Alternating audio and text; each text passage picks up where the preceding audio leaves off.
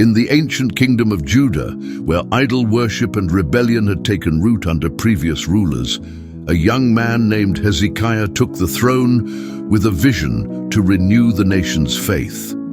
Hezekiah inherited a kingdom weakened by the spiritual decline of his father, King Ahaz, who had led the people of Judah astray, building altars to foreign gods and shutting the temple doors.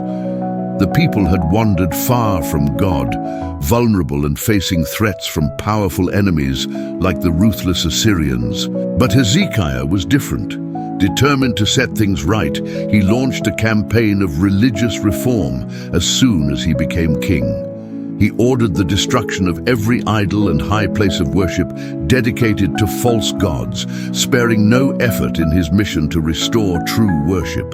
The temple, long neglected and filled with debris, was cleansed and restored to its former glory, becoming once more a place where the people of Judah could seek God. With passion and dedication, Hezekiah brought back the ancient feasts and rituals that had once defined Israel's faith. One of his most daring moves was to reinstate the Passover celebration, inviting even those who remained in the northern kingdom of Israel, now a scattered and exiled people, to join in worship. This act of unification was rare and bold, but it demonstrated Hezekiah's hope for a reunited Israel, worshipping one true God. However, amid these efforts to purify his kingdom, Hezekiah faced a terrifying adversary, the Assyrian Empire. King Sennacherib of Assyria, a ruthless conqueror, was determined to expand his reach into Judah. His army had a brutal reputation, conquering fortified cities with ease and terrifying entire nations. The cities of Judah were no exception, and soon Sennacherib's forces drew close to the very heart of Judah, Jerusalem. As Sennacherib's forces closed in, Hezekiah took every possible measure to protect his people. He bolstered the city's defenses, strengthening Jerusalem's walls and raising additional fortifications. Knowing that water would be essential in a long siege, Hezekiah ordered the construction of a remarkable engineering feat, a tunnel to redirect water from the Gihon spring into the city, a structure now known as Hezekiah's Tunnel. This tunnel ensured that Jerusalem would not fall due to a lack of water, giving the people hope for survival against overwhelming odds. When Sennacherib's army encamped outside Jerusalem's walls, his officers sent a message to Hezekiah and the people, filled with taunts and mockery. They shouted to the people on the city walls, undermining their faith, "Do not let Hezekiah deceive you.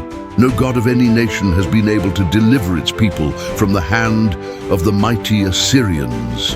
They openly ridiculed Hezekiah's reliance on God, reminding Judah of the countless other nations that had fallen, crushed by Assyria's power. The air was thick with tension and fear. Inside the walls, the people of Jerusalem could feel the weight of impending destruction. Faced with this threat, Hezekiah's response was not one of surrender or despair. He turned to the one source of strength he had trusted since the beginning, God. Alongside the prophet Isaiah, Hezekiah entered the temple and laid out the Assyrian threats in prayer, asking God to deliver Judah from this overwhelming force. His prayer was humble and earnest, acknowledging the dire situation and seeking not only safety for Jerusalem, but also for God's glory to be upheld. God's answer came swiftly through the prophet Isaiah. The Assyrians would not enter Jerusalem, nor even shoot an arrow into the city. They would be turned back, and Judah would be saved. That very night, something astonishing occurred. An angel of the Lord passed through the Assyrian camp, and by morning, 185,000 Assyrian soldiers lay dead. Sennacherib was forced to retreat, defeated and humiliated, leaving Jerusalem untouched.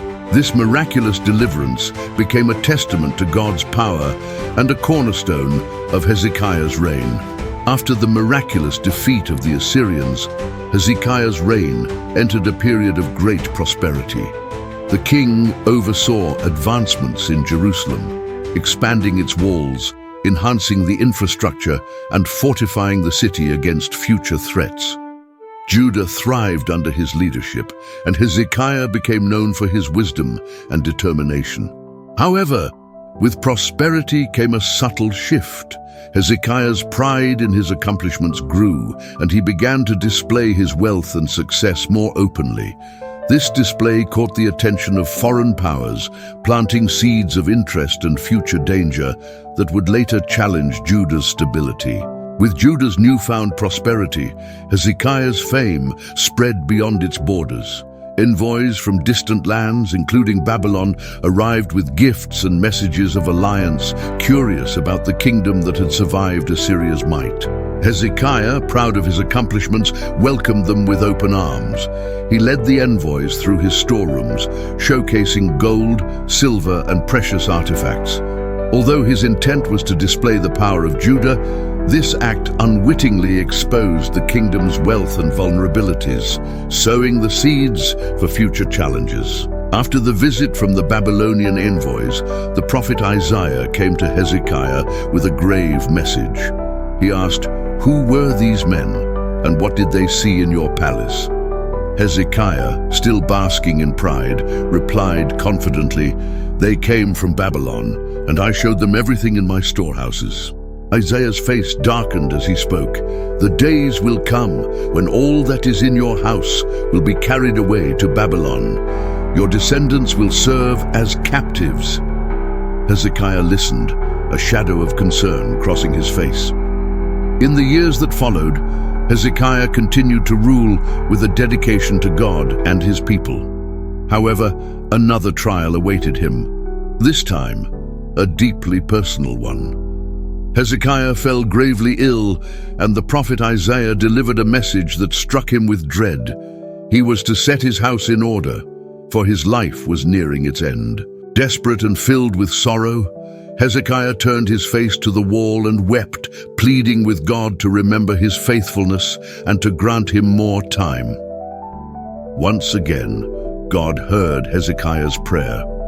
Before Isaiah had even left the palace, he was sent back with a new message. Hezekiah's life would be extended by 15 years. As a sign of this promise, God performed a miracle. He made the shadow on the sundial move backward, a supernatural event that demonstrated his power and the sincerity of his promise. During these extra years, Hezekiah experienced peace and prosperity. He took great pride in the wealth and resources of his kingdom, and he even welcomed envoys from far-off Babylon, showing them all the treasures of Judah's storehouses. However, Isaiah warned him that this act of openness would have lasting consequences. One day, Babylon would return, not as allies but as conquerors, and everything Hezekiah had shown them would be taken. Hezekiah's life was marked by great achievements and faithful devotion, but also by moments of vulnerability and missteps. He transformed Judah spiritually, tearing down idols, restoring the temple, and reuniting the people in worship. He faced one of the most formidable armies of his time and overcame through sheer faith in God's power to save. Hezekiah's story is not merely one of personal triumph, but a reminder of the importance of humility and dependence on God. Even in moments of weakness, Hezekiah chose prayer and faith, setting an example of steadfastness. His life's challenges, from the invasion of Assyria to his brush with death, serve as a testament that with God, even the most insurmountable obstacles can be overcome. In his final years, Hezekiah reflected on the importance of trust and gratitude, recognizing that every victory, every extra year, and every blessing was a gift. His story encourages believers today to seek God earnestly, to act with courage, and to remember that in both trials and triumphs, God's faithfulness never fails. As we reach the end of King Hezekiah's incredible journey, a story of unwavering faith, triumphs, and valuable lessons, I invite you to stay connected for more inspiring biblical stories brought to life. If you enjoyed this video, please hit the like button to show your support. Don't forget to subscribe to our channel and turn on the notification bell so you never miss our latest content. Your engagement helps us create more stories that uplift and educate. Join us and let's explore the timeless power of faith together.